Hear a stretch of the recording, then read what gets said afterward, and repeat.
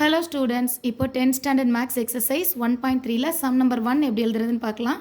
Let f equal to x, y, xy belong to n and y equal to 2x be a relation on n. Find the domain and codomain range is this a relation of function. So என்ன frame பண்ண சொல்லியிருக்காங்க?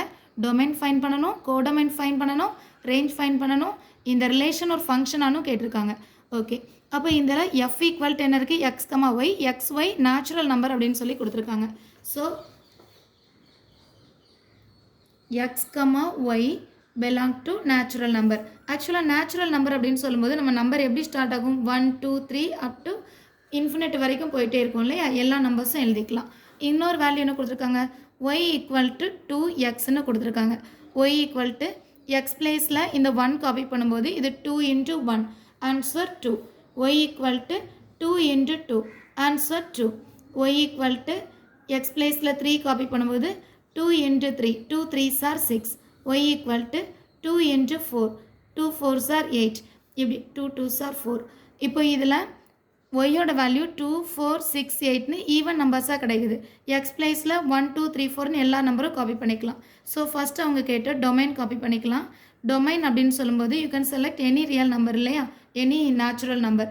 So 1 2 3 4 up to எல்லா நம்பரும் எழுதிக்கலாம். So கண்டிப்பாக ஒரு 3 டாட்டாவது இதில் வச்சு விட்டுடலாம். இது நம்மளோட டொமைன்.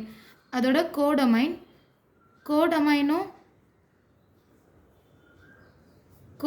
வேல்யூ கூட நமக்கு ஒய் தான். ஒய் நேச்சுரல் நம்பரில் எல்லாமே செலக்ட் பண்ணலாம். ஸோ 1 2 3 4 அப்படின்னு எல்லா நம்பர்ஸும் நமக்கு கோடொமைனில் இருக்கலாம்.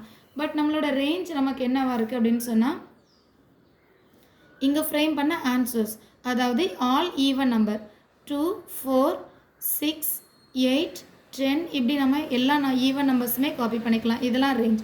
ஃபைனலாக என்ன கேட்டிருக்காங்க? Is this relation of function கேட்டிருக்காங்க. இந்த ரிலேஷன் கண்டிப்பாக ஃபங்க்ஷன் தான்.